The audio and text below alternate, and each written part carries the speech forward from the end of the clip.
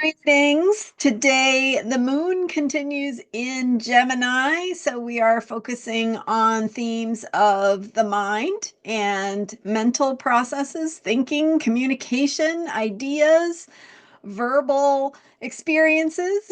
I'm Marina Orms here with your Astro Vibe for Wednesday, April 2nd. And with the moon continuing in Gemini, as we think about our self care, we want to think about our mental needs. And so, what are your mental needs? What kinds of thinking are going to be the most supportive to your well-being? So thinking, communication, and finding the words to speak about what you care about, what matters to you, what makes a difference. We just in this Gemini moon, just after the moon entered Gemini, witnessed a record-breaking speech by Senator Cory Booker. So there's an example of how someone can use their language, use their words to stand up, right? Mars energy. Now that Neptune is Aries, we have that Mars energy coming in, courage, action, decision making. And so making decisions to take a stand about what you care about and finding the words to express what is important to you. Now that Neptune is in Aries, we are going to see more of that kind of clarity because with Neptune in Pisces, where we we have been since 2011 and 12 up until Sunday, when Neptune went into Aries. So when Neptune was in Pisces, things were more confusing, a little bit more sense of not knowing which direction to go in exactly. So there's a dreaminess, a sense of connecting with a bigger picture and our imagination, but not so much in terms of having a clarity about which direction to go, what to do with that energy, how to take action, where to go. And so now that Neptune is in Aries, we're going to start to see the first baby steps of what that looks like. We've got Neptune in Aries until 2038. So we have some time to figure it out, to try things, to get it right. And we are in the energy of Aries and the Aries moon cycle with an Aries eclipse. Aries solar eclipse began the current moon cycle. So the new moon is the beginning of the moon cycle. And that Aries energy really casts a tone to the themes of this month, but also because it was an eclipse, themes that will continue on for months into the future. So themes of action, courage, how to take action, how to move forward. And one of the things Aries is known for is that it is the energy of the fool. So, like the fool in the tarot deck, right? It's the energy of naivete. It's the energy of a willingness to try things, to step forward, even if you don't know what's going to happen, especially if you don't know what's going to happen, right? To step into things, to try them, to do that risk taking. So the energy of the fool that is and yesterday we had April Fool's Day. So you've got that foolish energy in the air that says, go ahead, be brand new. Be brand new because in the spirit of new beginnings, you have the opportunity to discover what direction you really want to be moving in. And so that clarity of needing to move forward, but also not necessarily knowing how you want to move forward strategically, but more like try something, right? What can you lose? Try something, see what happens. It's okay to make mistakes because when you make mistakes, you learn stuff. You learn things you wouldn't have known if you hadn't tried it in the first place. So we've got this Aries energy and the Neptune The planet Neptune has to do with the bigger picture and our dreams, our imagination, our bigger picture of what brings meaning into our lives, our spiritual needs.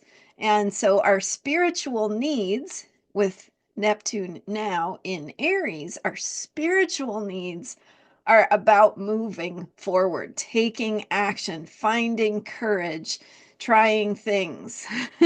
So remember that being spiritual doesn't always mean sitting on a mountaintop and meditating. Sometimes being spiritual means following your heart's path to do what is in alignment with your truth, to take action, to push things forward, or to walk forward, right? Even just to step forward and figure out what that will bring, because you learn things and then you get to try it again.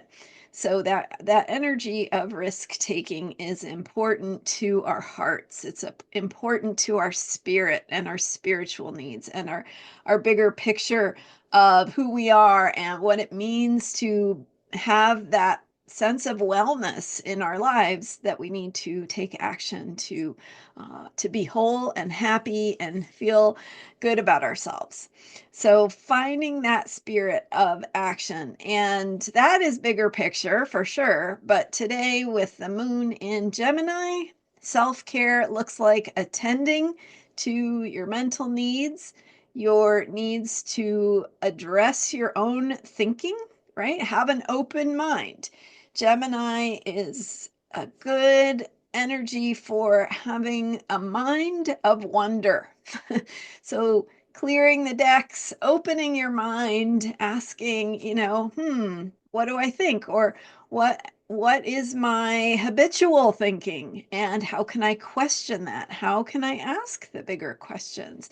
Going deeper, getting curious, going outside of your current understanding to gather more information. So self-care with a moon in Gemini for all of us looks like getting curious. It looks like clarifying our language, our words, our communication. Because Mercury is retrograde in Pisces right now, it means that communication is also coming from a higher place.